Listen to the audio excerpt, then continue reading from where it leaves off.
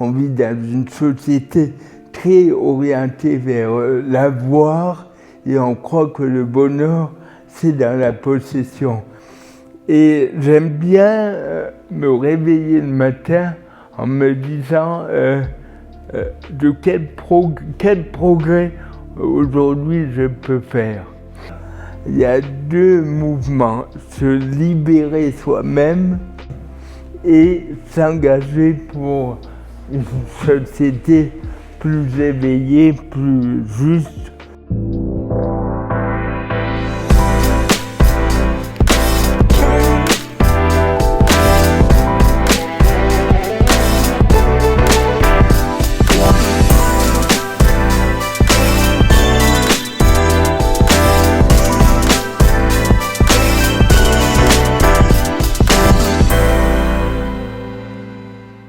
Bonjour à toutes et tous et bienvenue à Inspire. Élevez votre potentiel en maîtrisant les secrets des plus grands experts. Notre invité aujourd'hui, Alexandre Jolien. Alexandre est né à Sierre le 26 novembre 1975. Il était handicapé de naissance et il a grandi dans une institution spécialisée jusqu'à l'âge de ses 20 ans. Puis il est parti étudier à Fribourg, à la faculté de lettres, où il a une licence en philosophie. C'est en 2004 qu'il obtient cette licence en philosophie. Puis il étudie ensuite le zen et la pratique des évangiles à Séoul de 2013 à 2016. Philosophe, écrivain, il se fait connaître pour une de ses premières œuvres, Éloge de la faiblesse, qui est couronnée par l'Académie française. À cela succède, comme vous le voyez, une collection de livres extraordinaires. Et il écrit également Trois amis en quête de sagesse avec Christophe André et Mathieu Ricard. Christophe André qui a également un des premiers à faire connaître, sauf erreur, l'hypnose en Europe en quelque sorte. Non, la méditation. Donc vraiment, on se réjouit surtout aujourd'hui de rencontrer Alexandre Jolien, qui nous explique qui il est, qui nous parle de comment bâtir une société éveillée et devenir pleinement soi-même. Je passe tout de suite la parole à Alexandre.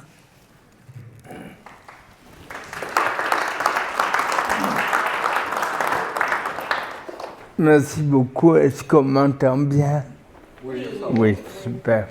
D'abord, merci pour votre accueil. Merci d'être ici. Pour moi, c'est un grand soutien. Et peut-être en démarrant cette rencontre, on peut se poser deux questions. Pour moi, l'important dans une société comme la nôtre, c'est vraiment d'oser ralentir. Bonjour. Au lieu d'aller toujours vite, au lieu de courir après nos objectifs, apprendre à ralentir, être là. Le bonheur, c'est pas pour après, c'est pas pour plus tard, c'est une rencontre, c'est, comme disait Maître Eckhart, descendre au fond du fond. Parce que il y a le moi social, c'est les rôles qu'on joue quotidiennement. On doit, comme disait Kafka, on est dans une sorte de carnaval social où on doit jouer des rôles, faire semblant, avoir des objectifs, remplir des missions. Et il y a ce que Maître Eckhart appelle le fond du fond, c'est notre être sans étiquette. D'ailleurs, c'est la journée aujourd'hui de sensibilisation pour les personnes autistes. Et donc, deux questions en commençant. Qu'est-ce que j'ai à déposer dans ma vie pour aller mieux? On vit dans une société très orientée vers l'avoir et on croit que le bonheur, c'est dans la possession. Avoir ça, patati, patata. Et tous les grands mystiques et les philosophes nous montrent qu'on est plutôt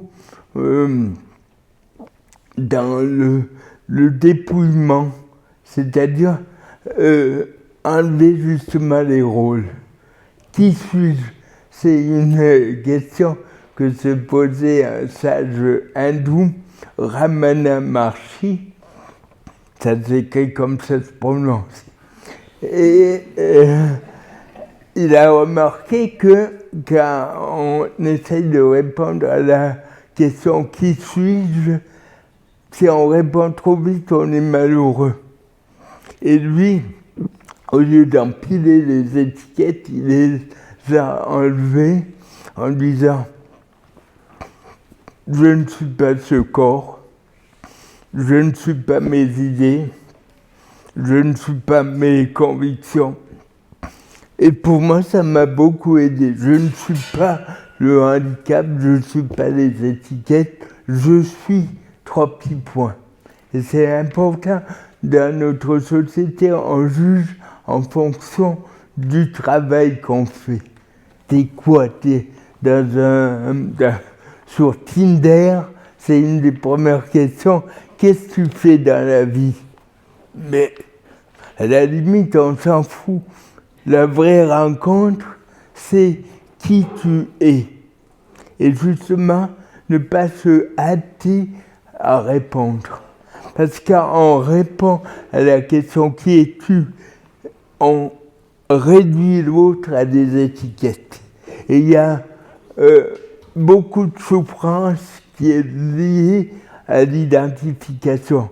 Si je m'identifie à une étiquette, je souffre. Je ne serai jamais en totale correspondance avec l'étiquette. Donc la première question, qu'est-ce que j'ai à déposer pour être plus dans la joie, dans l'éveil, comme on dit dans les traditions orientales? L'éveil, c'est la béatitude, c'est la joie. Pour moi, la grande question de ma vie, c'est qu'est-ce qui me met en joie. Le reste, à mon avis, ça vient après. Donc, première question, de quoi je dois me libérer, de quoi je dois me dépouiller pour être plus heureux. Quand on demandait au philosophe Épictète qui es-tu, il disait « Je suis un esclave en voie de libération ». J'aime beaucoup cette idée.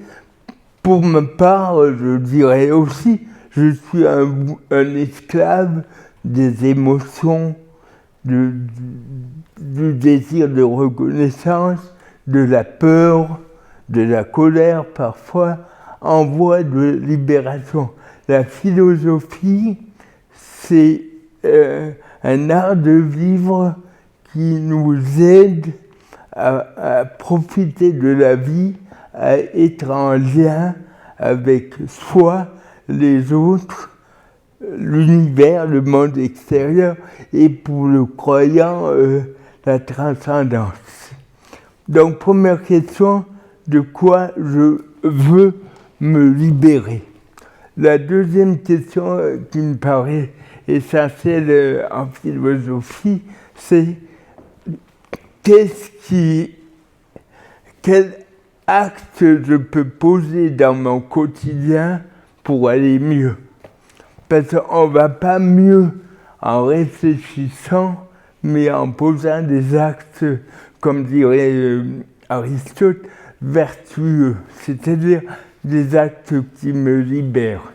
Et il y a beaucoup de fois, quand on est dans nos problèmes, ça tourne en rond, et ce qui est libérateur, c'est de poser des actes au quotidien. D'ailleurs, c'est pile ce que disait Aristote, on connaît la formule, c'est en forgeant qu'on devient forgeron, c'est en posant des actes de confiance qu'on grandit dans la confiance. Et la question, c'est quand je me lève le matin, quel acte j'ai envie de poser pour aller mieux. Se libérer du regard d'autrui. passer du désir de reconnaissance à l'amour inconditionnel. Il me semble que dans notre société, on marche beaucoup au donnant, et des fois on va vers l'autre par pur intérêt. Ce qui est important aussi, c'est, comme disait Sénèque, devenir l'ami de soi-même. Et je crois que c'est un des grands pas dans la vie spirituelle, l'amour bienveillant de soi. C'est-à-dire, des fois, il y a comme un jugement intérieur, ce qu'on pourrait appeler radio mental, qui juge en permanence, qui diffuse un commentaire disqualifiant à notre endroit, et le pas vers la liberté, c'est laisser cette radio mentale sans prêter attention. Les philosophes antiques, les Grecs et les Latins, ils se définissaient comme des progressants, c'est-à-dire des êtres qui progressent, progradire en latin, c'est-à-dire faire un pas. Gradus, c'est la marche. Et j'aime bien me réveiller le matin en me disant de quel progrès aujourd'hui je peux faire. Et là aussi, le progrès, c'est pas rajouter un truc, acquérir forcément une compétence, mais comment être plus vivant. D'ailleurs, c'est un exercice spirituel dans la journée, alors qu'on est peut-être à la course,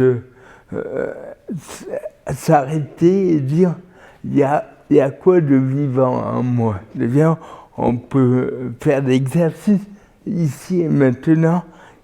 Qu'est-ce qu'il y a de vivant en moi? Il y a peut-être des peurs, des soucis, des attentes, des trucs non résolus.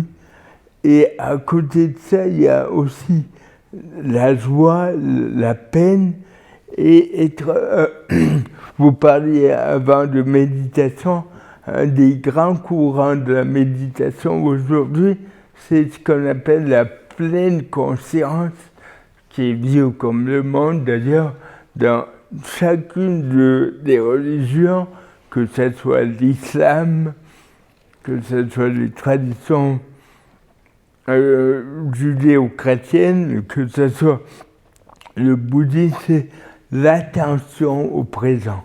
Si on n'est pas attentif au présent, on ne peut jamais rencontrer le bonheur, parce que, comme disait Pascal, on diffère toujours l'occasion d'être heureux.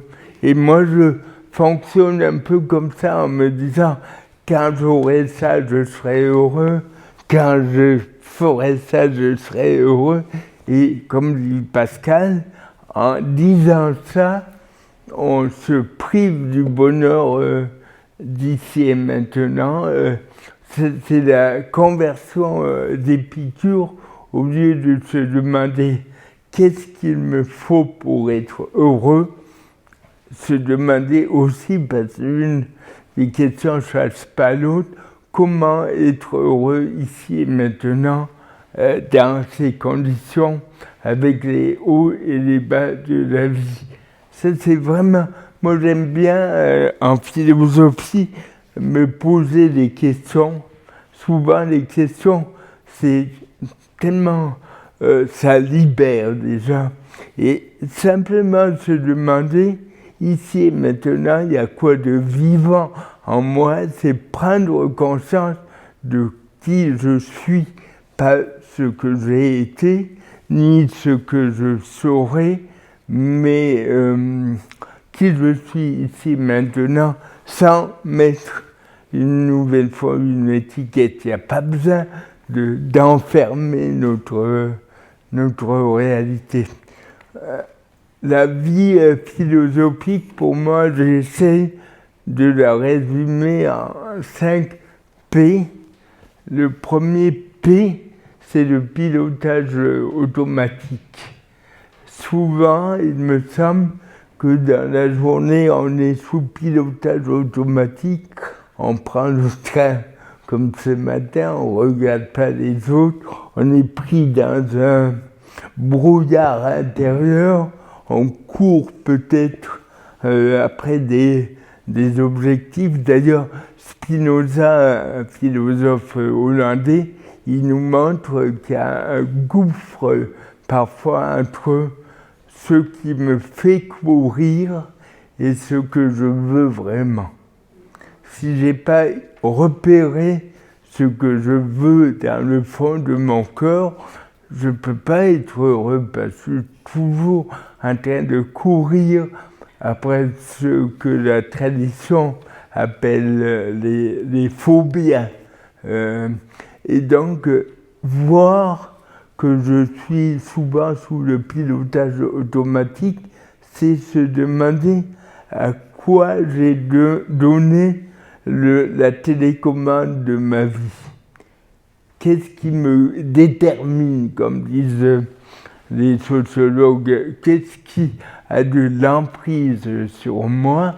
Et de nouveau, Spinoza, il dit ne pas railler, ne pas mépriser, mais comprendre. Et j'aime beaucoup cette attitude quand il y a un problème dans l'existence, ne pas juger, ne pas qualifier, de nouveau ne pas jeter un adjectif sur la réalité, mais accueillir. Voilà, aujourd'hui, je ressens ça face à cette réalité. Donc, premier P, l'éthique de la libération, voir par quoi ou par qui aussi je suis déterminé, faire 1000 fois par jour des pauses à l'intérieur, demander qui je suis ici et maintenant, qu'est-ce qu'il y a de vivant. Le deuxième P, pour moi, c'est vraiment faire plouf dans la confiance, plouf dans le fond du fond, comme dirait Maître Eckhart. Justement, il y a un philosophe qui s'appelait Wittgenstein qui saluait les autres en disant « Take your time, prends ton temps ». Et on est dans un climat, j'allais dire, où on ne laisse pas à l'autre le temps d'être lui-même. Il y a toujours une injonction, une pression à être quelqu'un d'autre. Quand on est sans emploi, il y a une pression à avoir un emploi, ce qui est normal dans une société et dans un lien humain. Mais cette pression, elle peut conduire à un épuisement. Et ce qui est tragique dans notre société, c'est les expressions comme « il s'est fait un burn-out ». Je trouve que cette expression procède de la double peine, parce que non seulement la personne va mal, mais on lui signifie que c'est de sa faute. Et comme dit Spinoza, l'être humain n'est pas un empire dans un empire, c'est-à-dire on est dépendant de 1000 choses. Moi, si ma famille va pas bien, je vais pas bien. Et il n'y a pas une indépendance totale, une autonomie. Et justement, le voie de la liberté, c'est voir tout ce qui nous influence sans peur, sans jugement. Et le plouf, le deuxième P dans l'intériorité, c'est revenir sans cesse à l'ici et maintenant, à l'ouverture, à se rendre disponible. En latin, être disponible, on dit vacare sui. Ça donnait en français le mot vacances. Être en vacances, c'est être disponible, c'est être ouvert.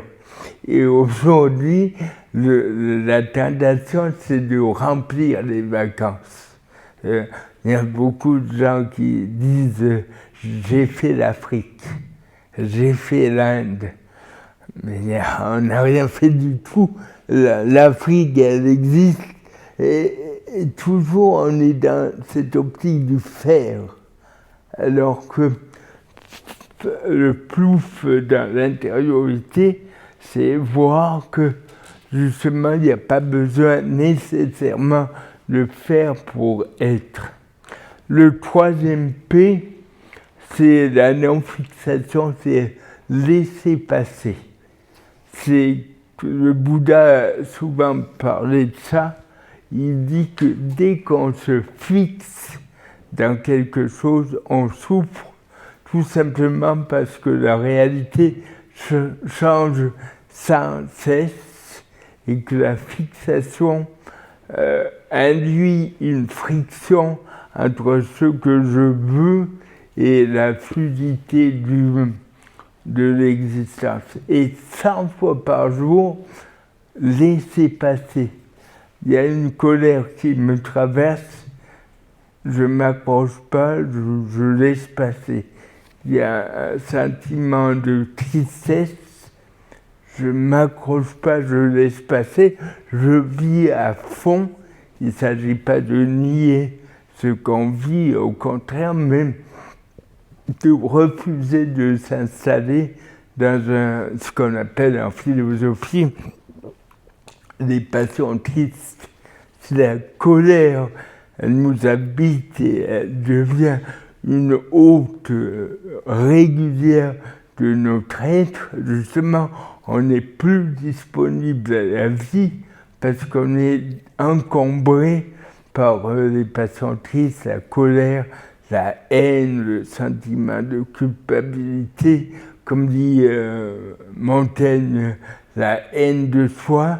Et c'est magnifique parce que tout le monde a la possibilité de se libérer des passions tristes. Et le premier pas, c'est de repérer c'est quoi l'état de mon âme. Qu'est-ce qui est l'émotion dominante de mon être?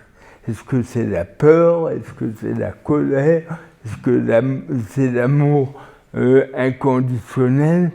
Et là aussi, pas de jugement, c'est juste prendre acte de ce qui nous habite et inaugurer un chemin de vie. Si on a une enfance difficile, c'est naturel que la peur, elle nous habite.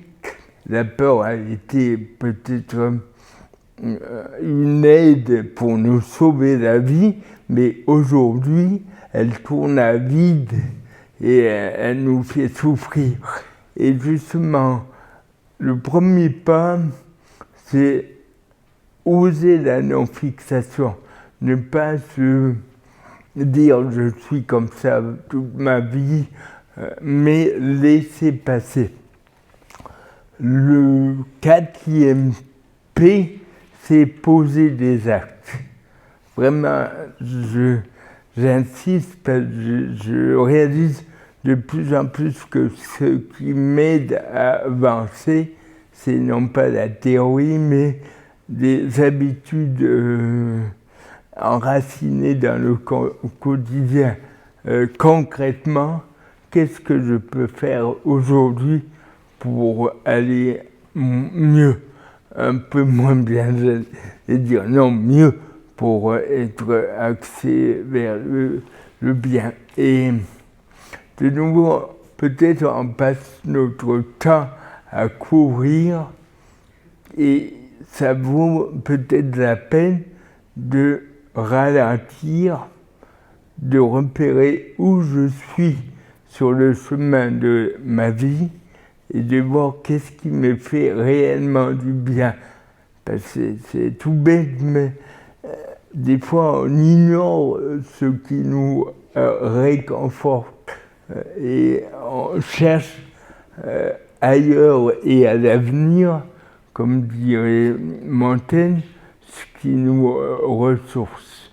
Nietzsche, il parle bien de repérer tout ce qui nous recrée.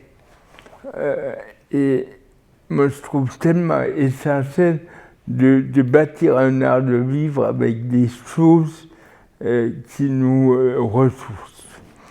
Donc, poser des actes, pas tomber dans l'activisme et la précipitation, mais voilà, une journée, c'est le lieu où on peut planter des graines dans le jardin de l'existence et concrètement avancer de nouveau. On rejoint la notion de progrès.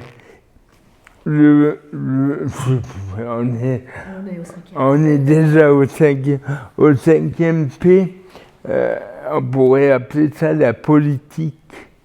C'est prendre soin de l'autre. C'est aussi la philanthropie, l'étymologie grecque du mot philanthropie, c'est aimer l'humanité, c'est-à-dire qu'est-ce que je fais pour la société. Parce que le bonheur, c'est pas seul dans son coin, mais c'est s'intégrer par rapport aux autres. J'aime beaucoup Nietzsche dans Humain trop humain. Il dit que chaque matin, on pourrait se réveiller en se demandant à qui aujourd'hui je peux faire plaisir. Et c'est tout bête comme intuition, mais je pense que si chacune et chacun en faisait cette pratique, le monde serait déjà meilleur. Et on a toutes et tous un voisin, bien un proche ou moins proche, qui a besoin d'une écoute, d'une main tendue.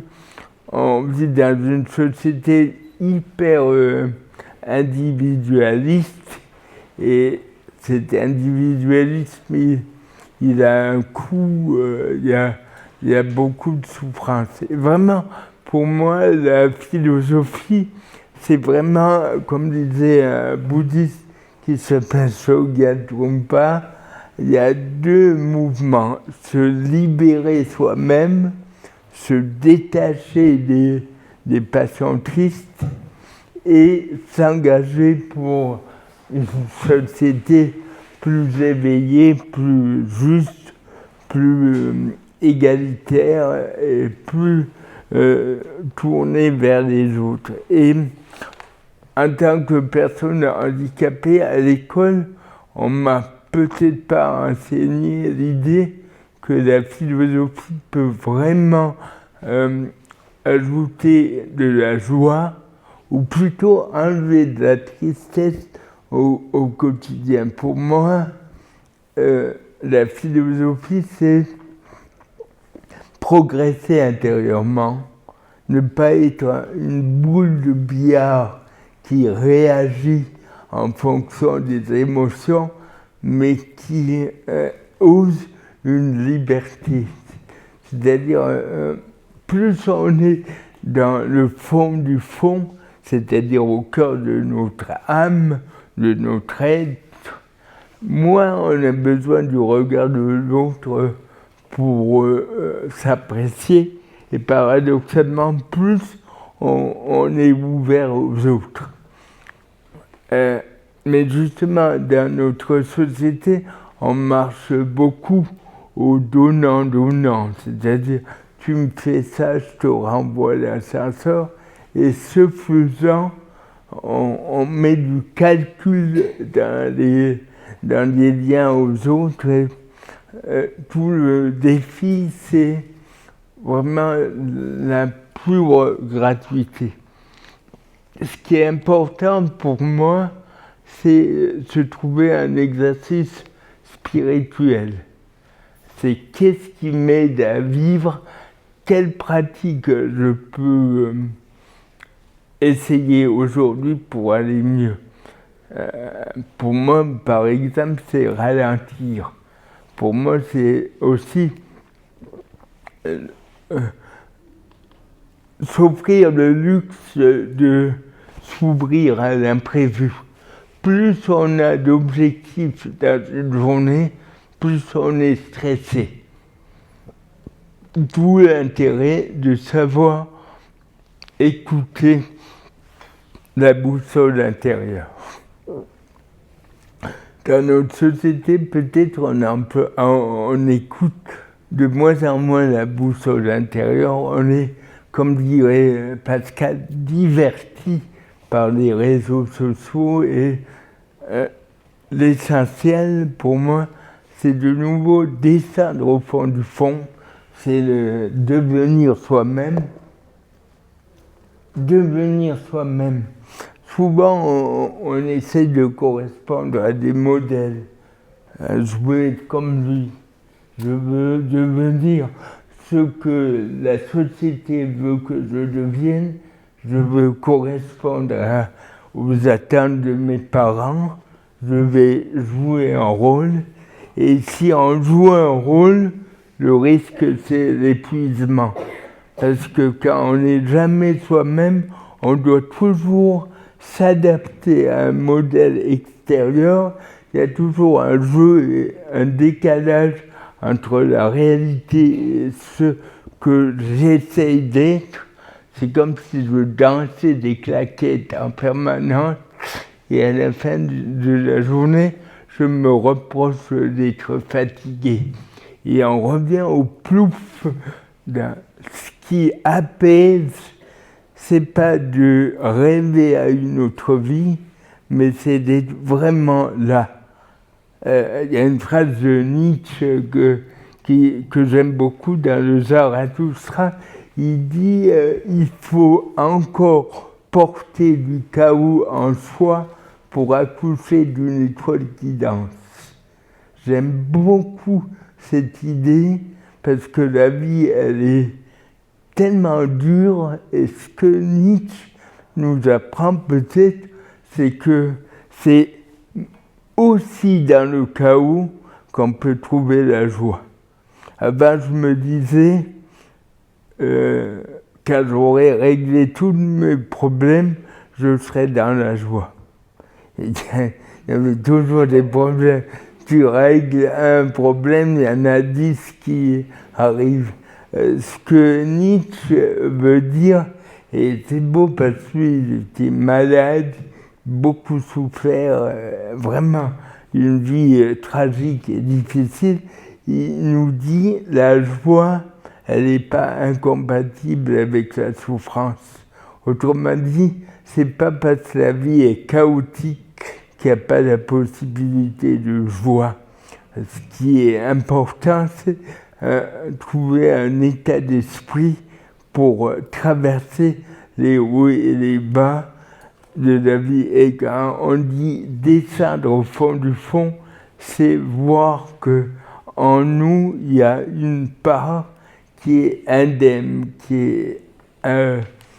est saine.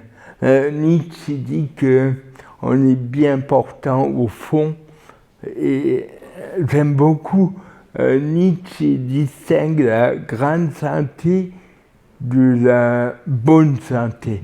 La bonne santé, c'est ne pas avoir de handicap, de maladie, de pépins de santé. La grande santé, pour Nietzsche, c'est avancer.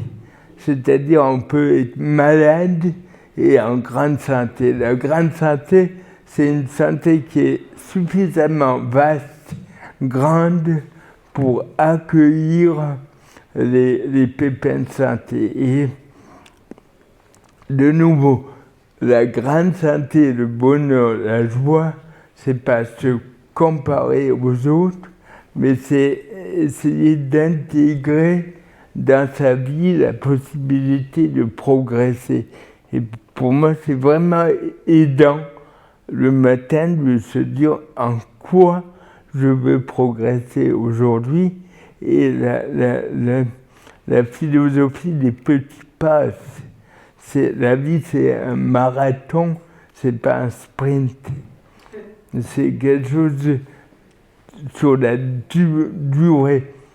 Et dans notre société, on dit souvent quand on veut, on peut. Et il y a une philosophe, Chantal Jacquet, qui inverse la phrase en disant quand on peut, on veut. Et je trouve ça magnifique.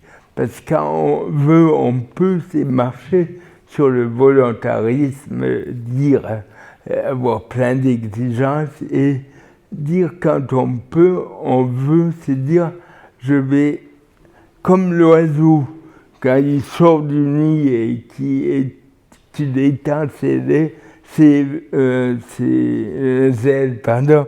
ne se dit pas je veux voler, c'est la vie qui le porte.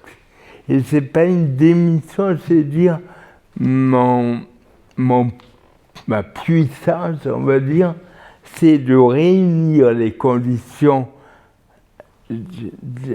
pour, quand celles-ci seront réunies, avancer. Plutôt que quand on veut, on peut, quand on peut, c'est-à-dire quand la vie a réuni les conditions, je veux avancer. Et pour moi, c'est très important de savoir qu'est-ce qui nous ressource, qu'est-ce qui nous aide à avancer, ne pas hésiter à demander de l'aide et aussi ne pas hésiter à épauler chacune et chacun.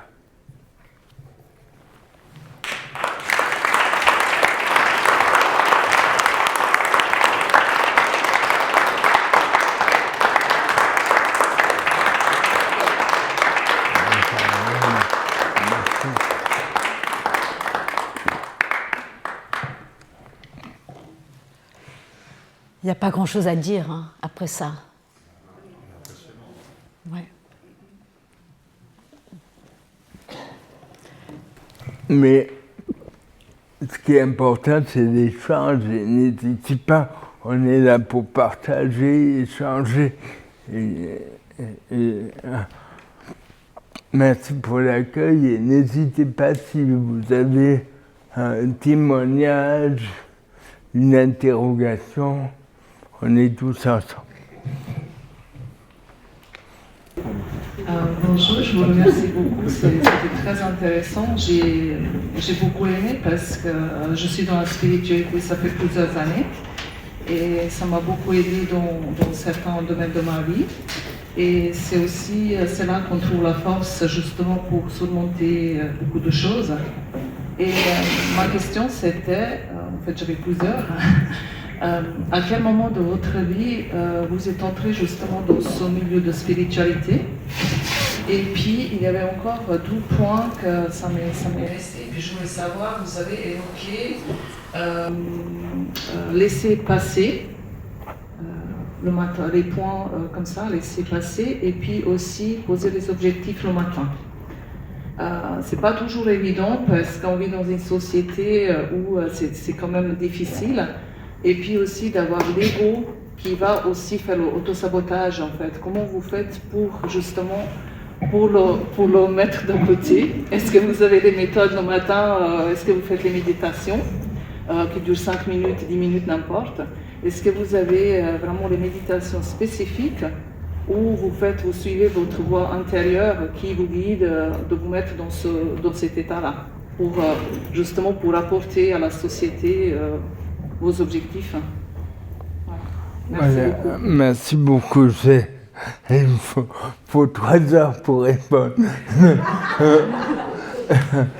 La première, quand c'est venu cet amour pour la philosophie et la spiritualité, avec le handicap, j'étais séparé de mes parents à 3 ans pour être placé dans un centre. Et là, j'ai compris vite que la vie était tragique, que c'était dur en gros, et que la ressource, elle était philosophique. C'était ça ou la mort.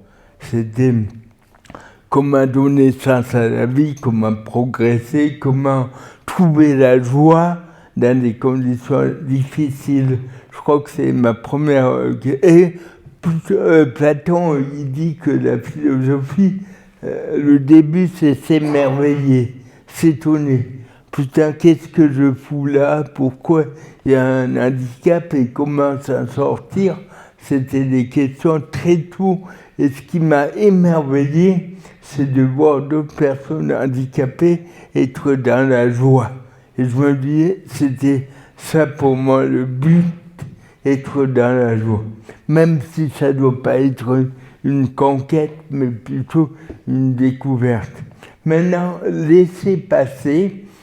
Il y a un philosophe Épictète qui dit « Chaque jour, attache-toi à distinguer ce qui dépend de toi et ce qui ne dépend pas de toi. » Et je crois que tous les jours, on peut se lever le matin en se disant « Aujourd'hui, quel acte je peux poser pour aller mieux ?»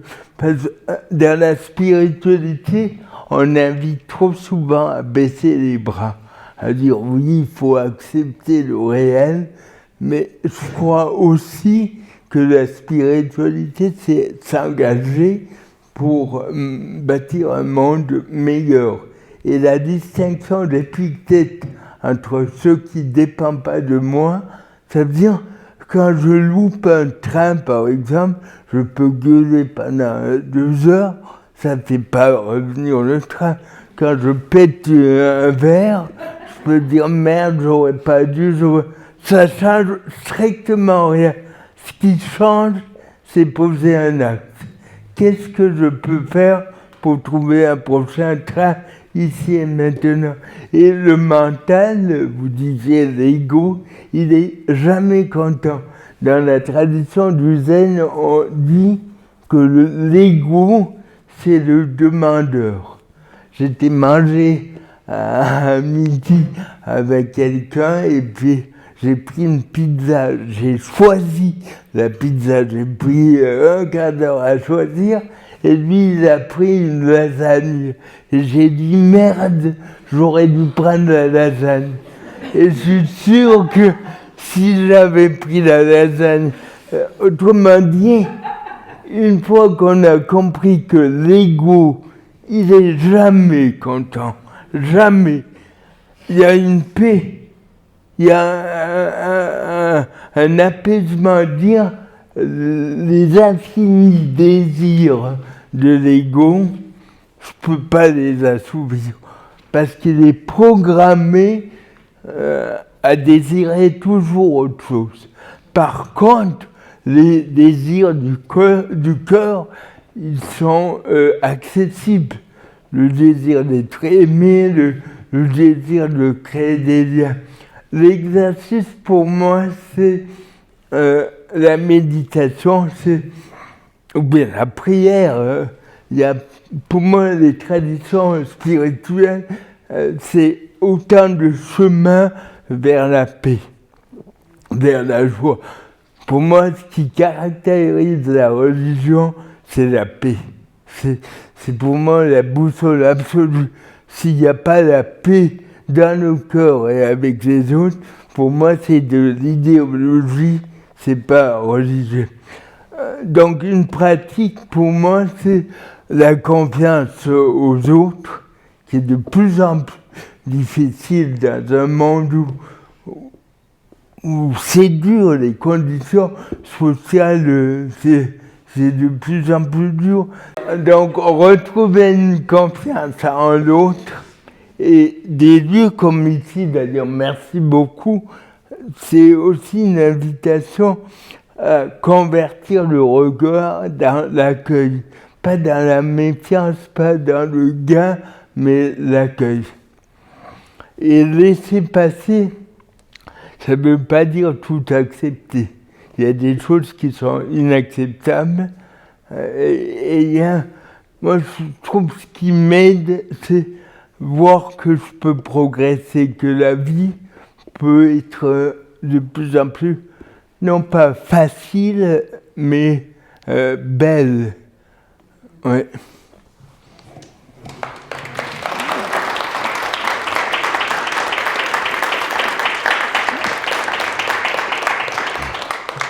Un grand merci à Alexandre Jolien de nous avoir donné au centimètre carré des enseignements de sagesse qu'on pourra écouter et réécouter sur notre chaîne YouTube. Évidemment, on pourra retrouver toute cette présentation. Je pense qu'il faudrait qu'on l'écoute 100 fois pour pouvoir en profiter pleinement.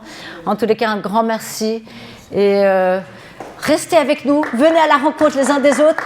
Faisons une pause, rencontrons-nous, allons au profond de nous-mêmes, tout au fond de nous, pour passer ce moment ensemble en étant véritablement dans la rencontre. Merci beaucoup.